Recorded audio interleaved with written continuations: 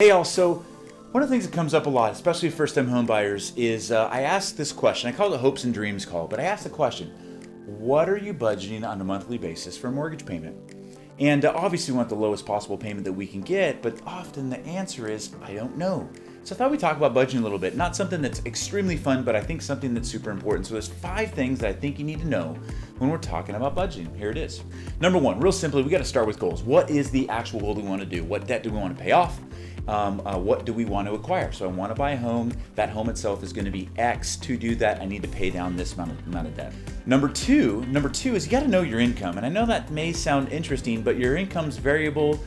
We need to look at an average, right? What are you depositing into your bank account on a monthly basis on average?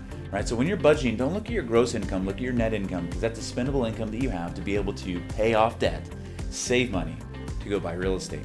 And then number 3, total monthly expenses. So we've got to look at those total monthly expenses, and we really need to look at everything. And often you'll think, okay, I've got my car payment, I've got my credit card payment, I've got my rent payment.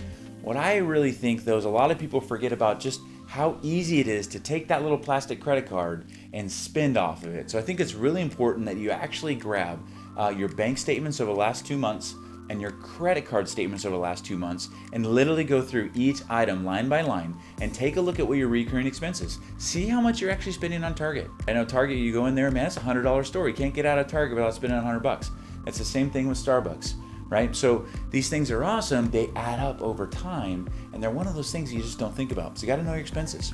Number 4, we need to create a realistic budget. And if you need help with budgeting spreadsheets, I have them. I can send them to you. But we need to create a budget that you can stick to.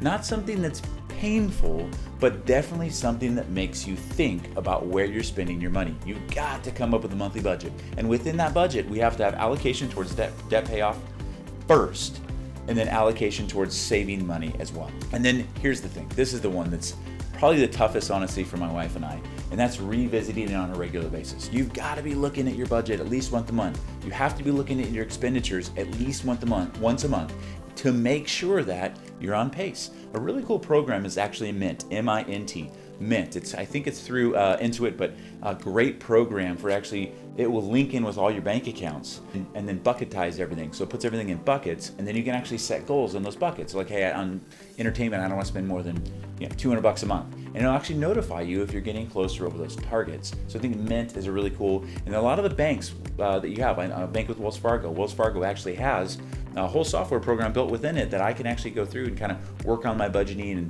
and spreadsheets and all that kind of stuff. So your bank may actually already provide this documentation for you. If you don't know it, you just got to go look for it. Hope that helps. Have a blessed day. Keith Collins. Take care, y'all.